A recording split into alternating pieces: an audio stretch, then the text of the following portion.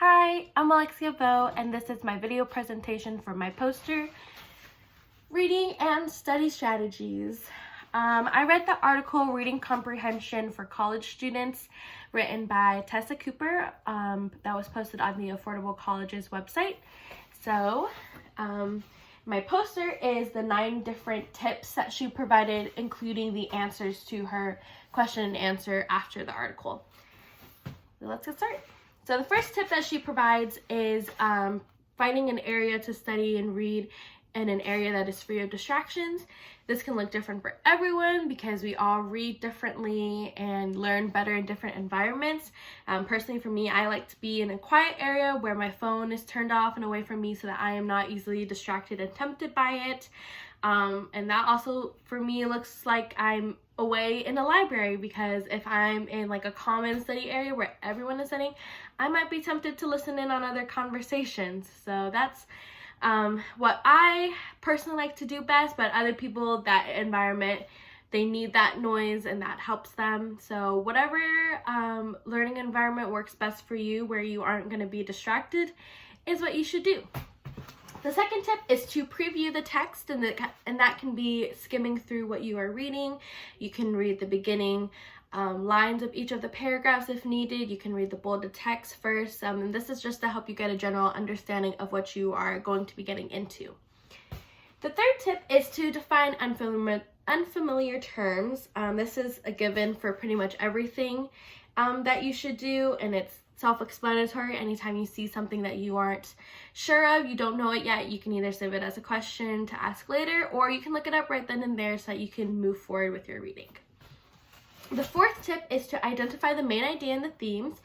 Oftentimes, whatever you are reading, it is most likely you are going to be writing something about it or doing some sort of reflection. So being able to identify what you are reading and what the main points are is very important to be able to discuss that with someone else. The fifth tip is to write down your questions and answers. You don't want to just say, oh, I'll just save it to ask later, because you might forget. You want to write them down so you know exactly where it is, and it can just be to the side of what you're reading. Like if you have a question about this, highlight it or block it out, write it to the side what your question is. 6 is to summarize the text. This is to help you generally put what you read into your own words, because without being able to do that, you might need to be able to read back what you said, because if you can't summarize it in your own words, you may not be able to actually say it to someone else. So the 7th tip is to pay attention and look at the provided visuals. This is something that I personally need to improve on myself as well. Anytime there's a visual in the text, it is there for a reason. So it is in your best interest and everyone's best interest to be actually looking at that visual, because most of the time it further explains something that is written in the text, or it's an example. It will help you in some way. So always look at that. And most of the time those visuals have a little caption underneath as well, and that could really help enhance what you're reading and help you better understand it.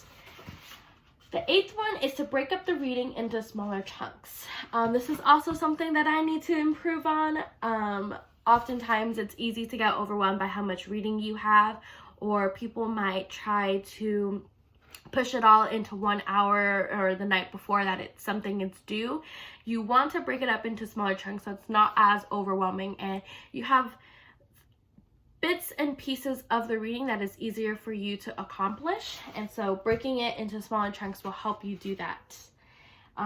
Doing that as well, it could also help you better summarize the text. You can summarize what that main little chunk was, and then that will help you build onto your summarization and help you identify your main themes and ideas. The 9th tip was to discuss what you've read.